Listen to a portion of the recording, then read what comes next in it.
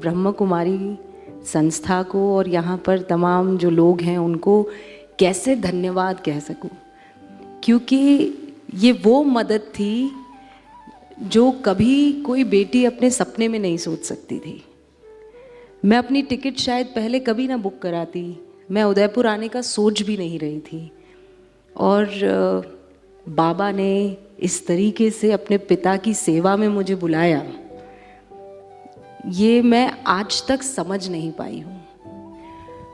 और फिर दिसंबर जो बीता है, तब मेरे अंदर पता नहीं क्यों ये भाव पैदा होने लगा कि 2024 की शुरुआत मैं स्पिरिचुअलिटी से करना चाहती हूँ।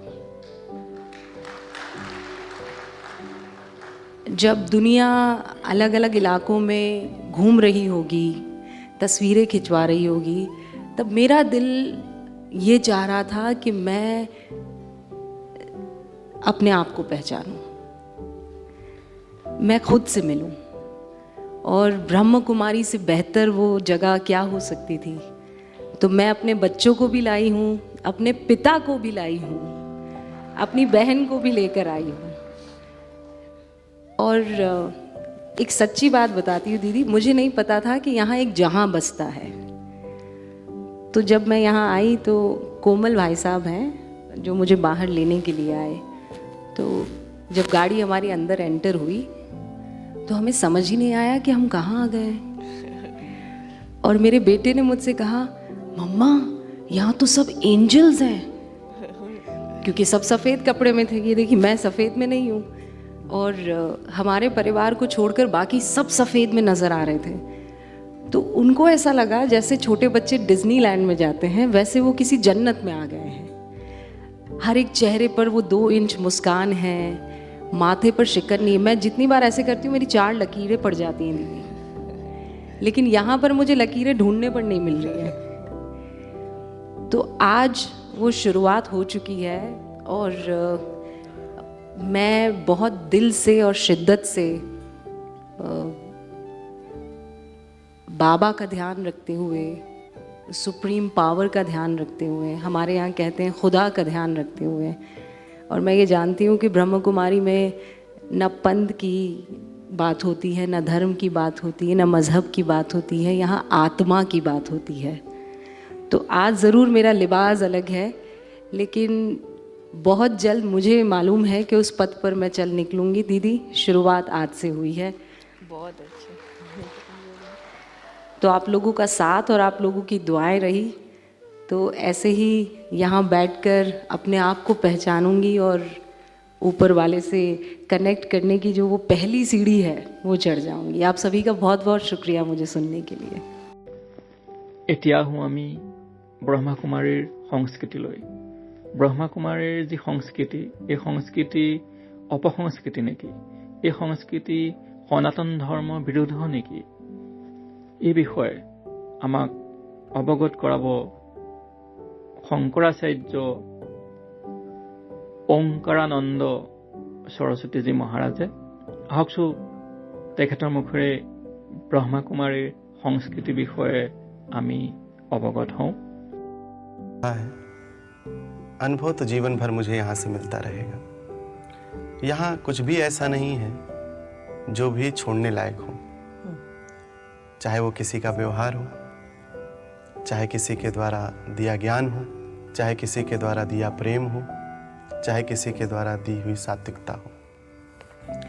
मेरे अनुभव से लगता है कि आज संत समाज को भी यहाँ पर कुछ समय बिता करके और यहाँ के वातावरण से अपने आप को सात्विकता और शुद्धिकरण की ओर ले जा करके बड़े शांत चित्त होने का एक सरल समागम उन्हें यहाँ से मिल सकता है। जैसा कि आपने कहा कि संत महात्मा यदि यहाँ से जुड़े और वो यहाँ पर आए तो मिलकर के हम लोग एक बहुत अच्छा काम कर सकते हैं। आप इसमें क्या रोल प्ले कर सकते हैं? मेरा तो रोल ये है कि मैं एक परिवार की तरह, एक परिवार के सदस्य होने के नाते जो भी जीवन में सनातन धर्म का एक स्वरूप स्थापित है, अलग अलग मतों में, अलग अलग रूपों में, अलग अलग भ्रांतियों में, उसे एकजुट करके और मैं यहाँ भी अपने आप को इन लोगों से जोड़ करके ये दर्शा सकूं कि ब्रह्मा कुमारी ईश्वरीय विश्वविद्यालय में कुछ भी ऐसा नहीं हो रहा है जो शिव से भिन्न हो, जो परमात्मा से भिन्न हो, जो हमारे संत परंपरा से भिन्न हो। ये एक बहुत बड़ी बात है। मैं समझती हूँ कि कई बार ऐसा होता है कि लोग जब ब्रह्मा कुमारी इसके नज़दीक नहीं आते हैं तो कई बार ऐसी बातें, कई बार ऐसी भ्रांतियाँ मन के अंदर आती हैं। लेकिन अगर संत महात्मा यहाँ पर आएँ और यहाँ पर जो आध्यात्मिक ज्ञान दिया जाता है उसको यदि वो ठीक तरह से समझें तो मैं समझती हूँ कि हम एक बहुत अच्छा कार्य समाज को बेहतर बनाने में कर सकते हैं। क्योंकि किसी भी चीज़ को धारण करने के लिए ताकत की ज़रूरत होती है, शक्ति की ज़रूरत होती है। और आज हम लोग देख रहे हैं कि इसी शक्ति के ना होने की वजह से आज हर व्यक्ति, आज मैं आगे, हर चीज़ में हर व्यक्ति पहल करना चाहता है, जिससे हम लोग देख रहे हैं कि कई बार छोटी छोटी बातों के ऊपर कितने मनमुटाव हो जाते हैं, रौब में हम लोग आ जाते हैं। कोई बुराइयां इतनी ज़्यादा बढ़ जाती हैं कि कई बार कलह कलेश का छोटी छोटी बातें, जिसको हम लोग कहते हैं कि छोटी सी चिंगारी और भयंकर आग वाली बात हो जाती है। तो इसके फलस्वरूप हम लोग आज ऐसा देख रहे हैं कि समाज के अंदर जो उदासी है, जो निराशा है, वो आज बहुत बढ़ती चली जा रही है। और हम सब मिलकर चाह भी रहे हैं कि ये सब चीज़ें हमारे समाज से दूर हों, एक हम स्वर्णिम समाज की स्थापना कर सकें, लेकिन ऐसा नहीं हो पा रहा है। तो इसमें हम लोगों को कैसे मोटिवेट करें?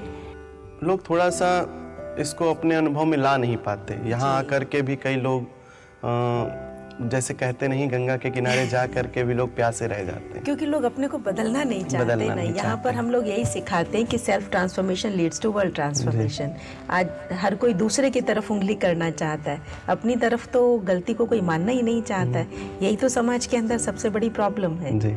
लेकिन उसको बदलने के लिए हम किसी की कोई बुराई, किसी की कोई त्रुटि को ना देखते हुए अगर हम अपने अच्छाइयों को बहुत ज़्यादा बढ़ा दें, हम अपनी अच्छाइयों का बहुत ज़्यादा प्रचार कर दें, हम अपनी अच्छाइयों को लोगों तक पहुंचा दें, तो लोग उन बुराइयों को जो लिए बैठे हैं बहुत दिनों से, कई वर्षों से और परंपरागत लेकर बैठे हैं, उसको धीरे धीरे छोड़ देंगे। इस बात को कह करके आपने हमारा हौसला जो है बुलंद किया है। नहीं, हमारा भी हौसला आपके साथ है, इसलिए आपके हौसले से हम जुड़े हुए हैं जी। और चाहेंगे भी यही कि संत की दृष्टि में कोई भेद नहीं होना चाहिए। और हमारे यहाँ जो परंपरा रही है जी। कि हम सर्वे भवन्तु सुखिनः की बात कहते हैं, सभी सुखी रहे, सर्वे सन्तु निरामया, सभी निरोगी हों, सर्वे भद्राणि पश्यन्तु मा कश्चित् दुःखभाग्। ব্ৰহ্মাকুমাৰীৰ ধৰ্ম, ব্ৰহ্মাকুমাৰীৰ সংস্কৃতি বিষয়ে আমি জানিলোঁ। এতিয়া আহোঁ মুৰলী। এই মুৰলীনো প্ৰকৃততে কি?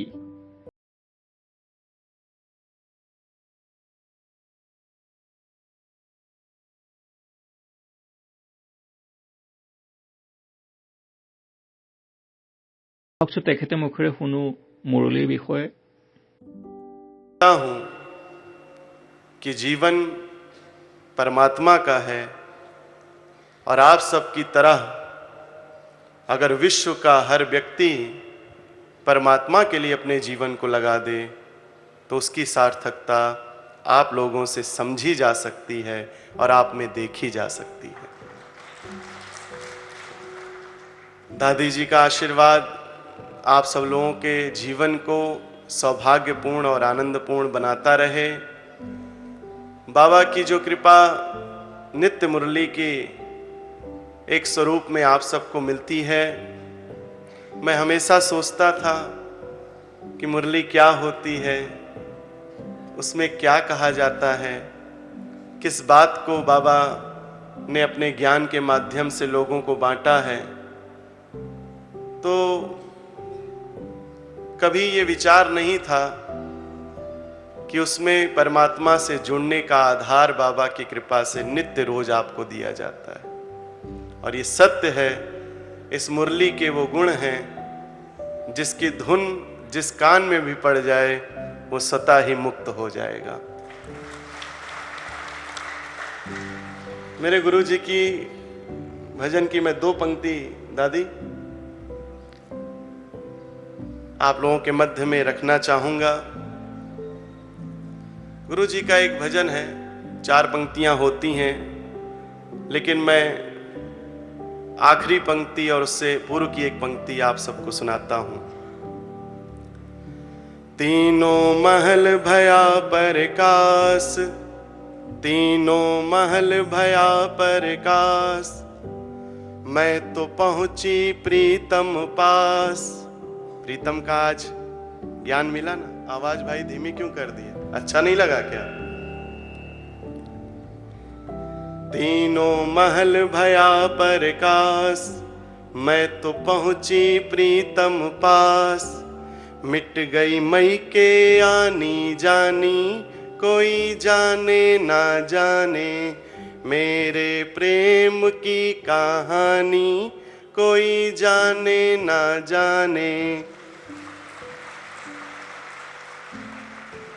सुंदर से जिया अमर बिछाए, सुंदर से जिया अमर बिछाए, दीन हो ज्ञान कपाट लगाए, दीन हो ज्ञान कपाट लगाए।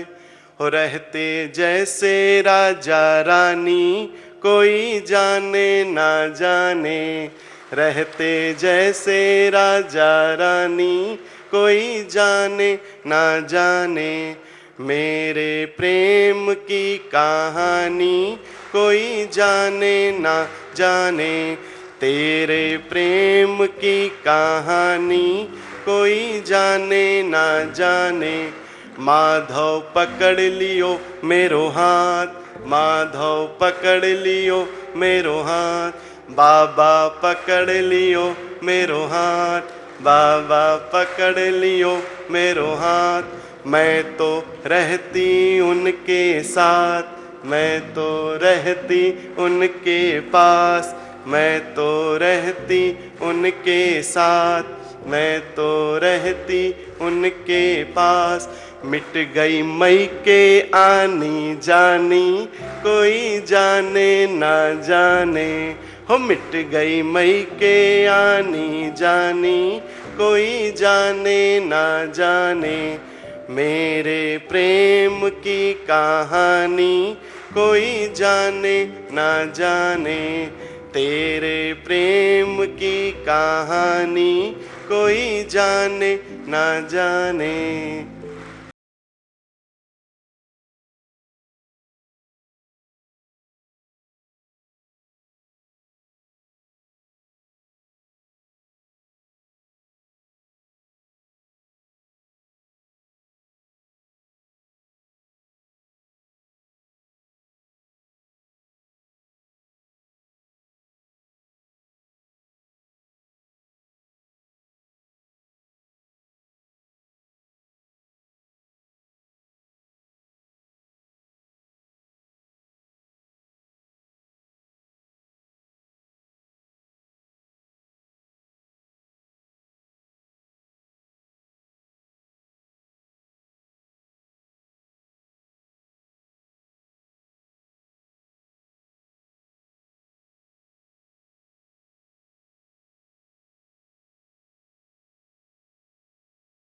बहुत मौका दिया है और मैं थैंक यू बाबा। और मैं आप लोगों के परिवार में जुड़ने से मैं तो एक दिन भी मुरली क्लास नहीं मिस करती हूँ।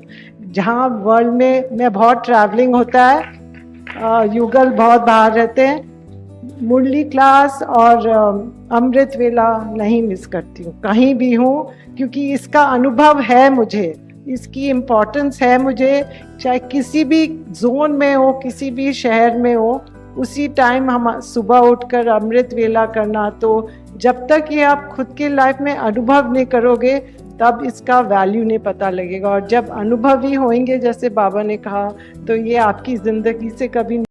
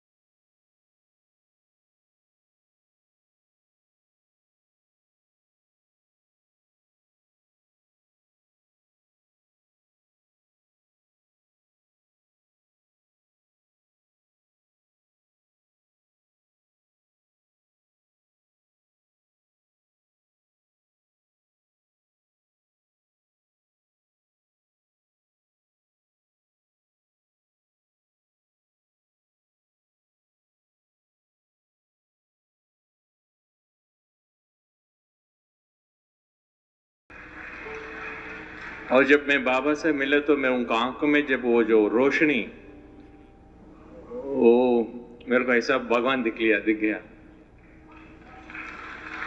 मेरे को पापा मेरे बचपन में गुजर गए मेरे पापा, मगर जब मैं कल मेरे बाबा से मिला तो मेरे को ऐसा लगा मेरा पापा है मेरे सामने।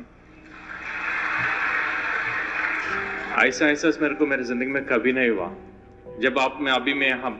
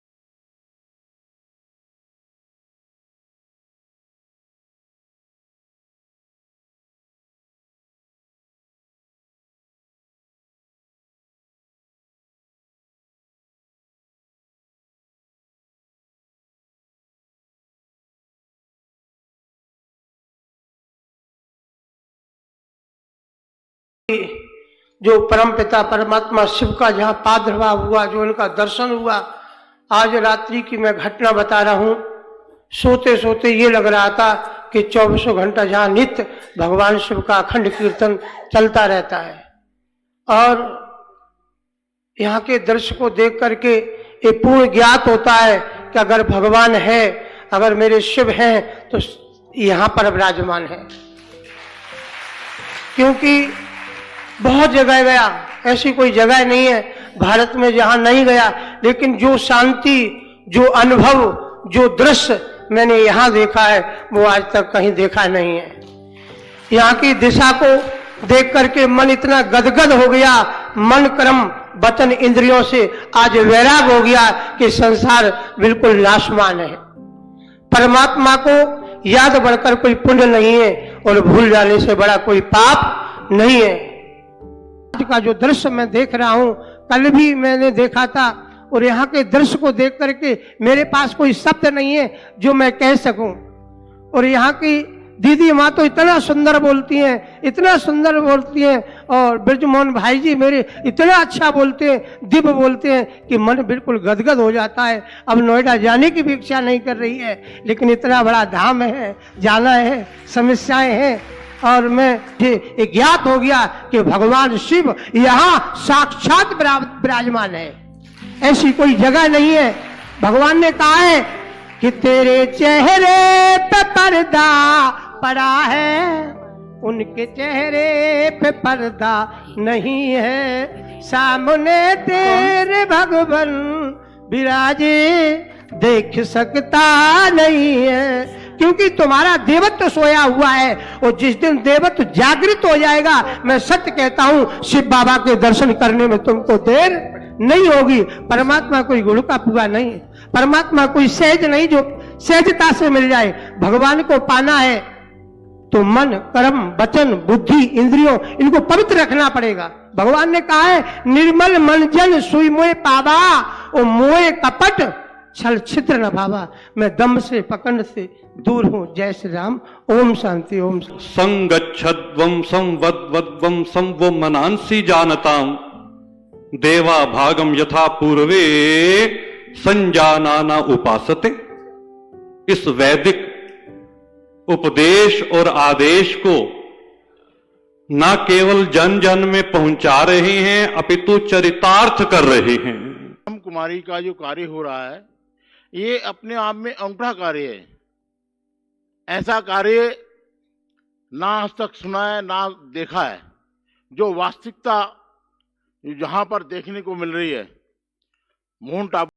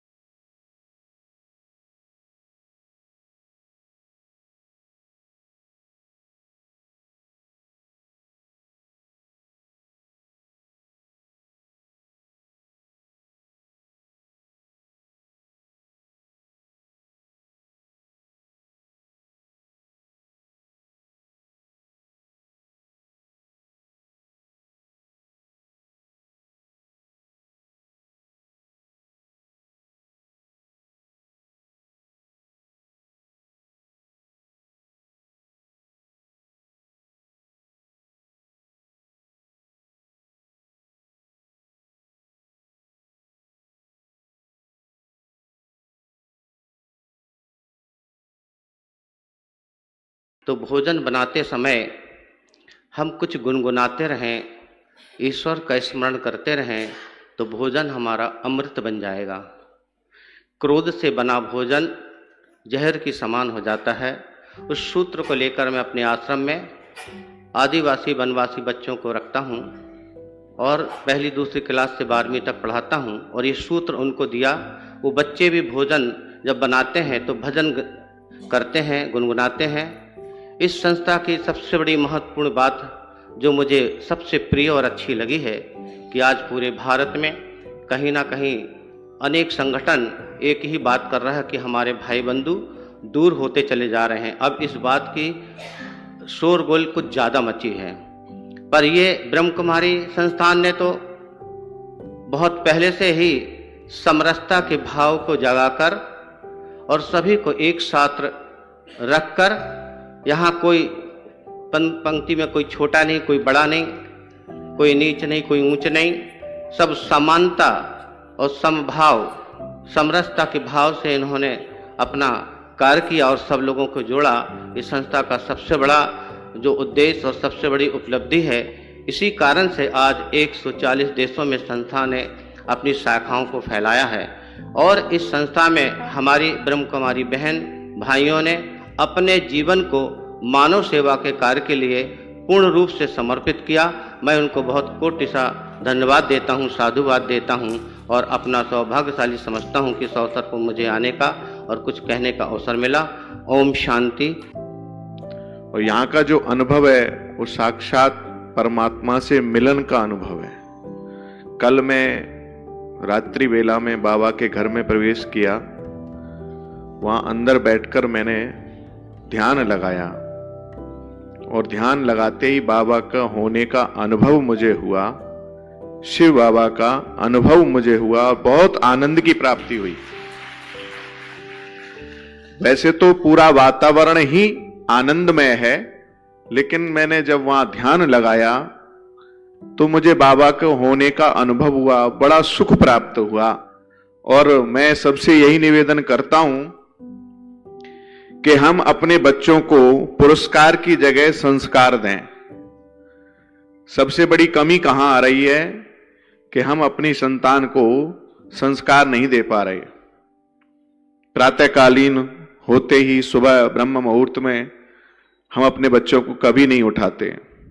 स्कूल का जब समय हो जाता है तो उससे 15 मिनट पहले उठाएंगे और फिर उनको प्रेशराइज करेंगे, जल्दी तैयार हो स्कूल के लिए।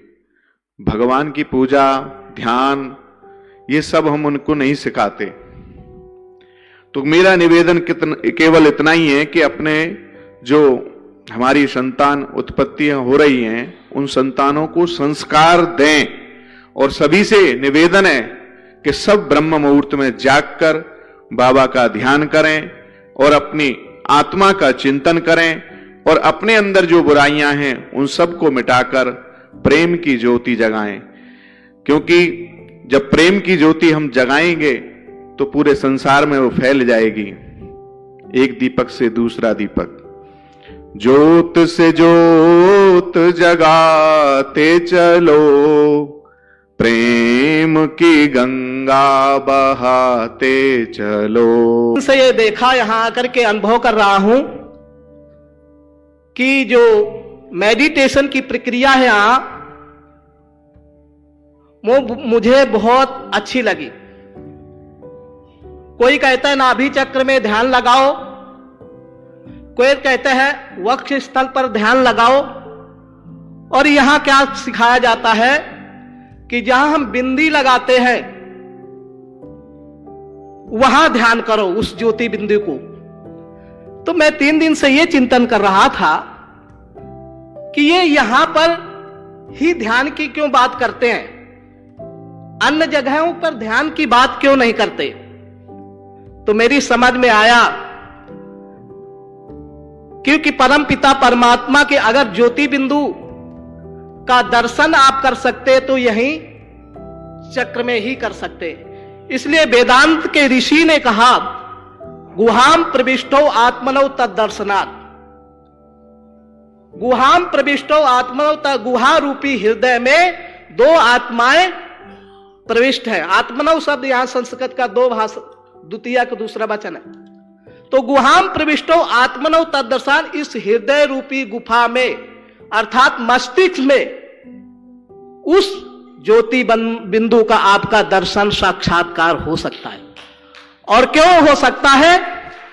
क्योंकि ईश्वर ने, परमात्मा ने, हम यहां कहते हैं कुंभ मेले में चलो, और कुंभ मेले में कहते हैं कि वहां त्रिवेणी गंगा है, गंगा जमुना सरस्वती 3 नदियों का वहां पर संगम है। लेकिन वो संगम हो या ना हो, लेकिन परमात्मा ने हमारे अंदर इस मस्तिष्क में 3 नदियों का संगम कर रखा है। और वो क्या है? इडा, पिंगला, सुषुम्ना। ये 3 जो नाड़ियां हमारे यहां से जाती, इडा, पिंगला और सुषुम्ना, जब उनको भेदन करते हैं तब हम उस परमात्मा का, उस ज्योति स्वरूप का हमें दर्शन साक्षात्कार होता है।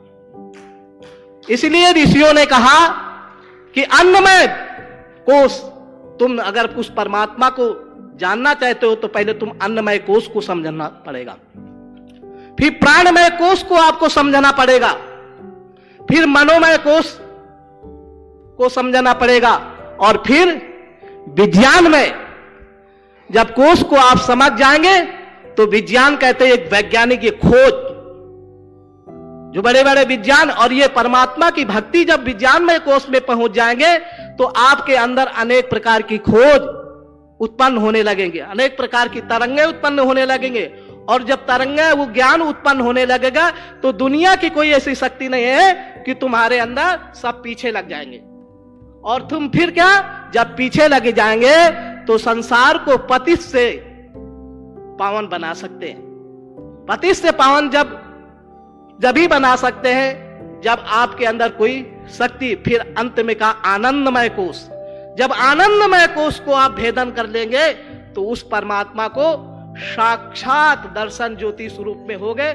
जो यहाँ शिव बाबा के दर्शन होते हैं तो परमात्मा की अनुभूति न मंदिर में, न निश्चित, न कहीं ईंट पत्थरों में नहीं हो सकती। अगर उस ज्योति स्वरूप परमात्मा के दर्शन हो सकते हैं तो ये ब्रह्म चक्र जो अज्ञा चक्र है, यही परम पिता परमात्मा की अनुभूति हो सकती है, दर्शन हो सकते हैं। उस परमात्मा के दर्शन कर ये बुखार सबकी चढ़ी है कि एक होना है। एक कैसे होगे? जब एक के बनोगे, एक की बात मानोगे, तभी एक हो सकते हो, अन्यथा एक होने का कोई उपाय नहीं है। अब वो समय आ गया है, आपको शिव बाबा के झंडे के नीचे आना ही पड़ेगा। आप सभी का विशेष प्रेम है और हम आते रहेंगे। अंतिम में हम ये बात कह करके वाणी को विराम देंगे कि हमने तो ठान लिया है, अब चाहे कुछ भी हो जाए, हम इन माताओं के साथ रह करके, इन बहनों के साथ रह करके, चाहे कुछ भी सुनना पड़े, जब तक हम सबको एक न कर देंगे तब तक अब हम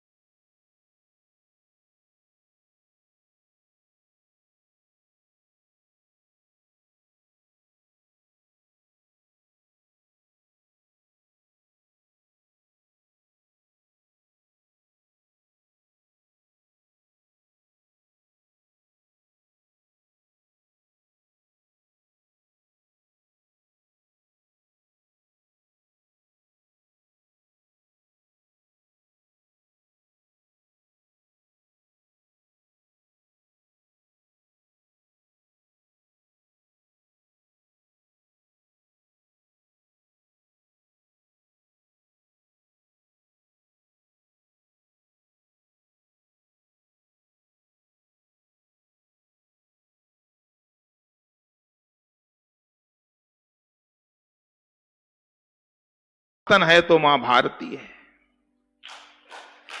वो परमात्मा शुद्ध सच्चिदानंद ब्रह्म है, मैं उसको प्रणाम करता हूं। और ब्रह्मा कुमारी जिन्होंने संकल्प लिया है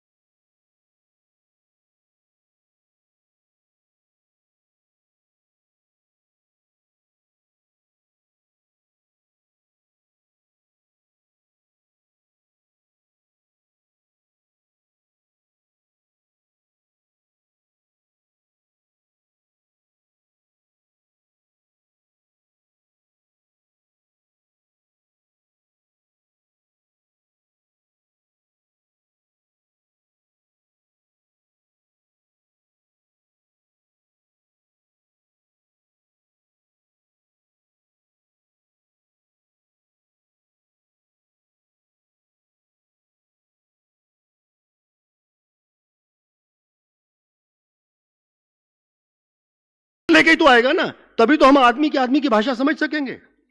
और अगर ईश्वरीय शक्ति उसमें अवतरित हुई, यानी परमात्मा शिव की शक्ति अगर दादा लेखराज में अवतरित हो गई और उसने नए सृजन का निर्माण कर दिया, नई प्रकृति का निर्माण किया, नई सृष्टि का निर्माण करने की सोची,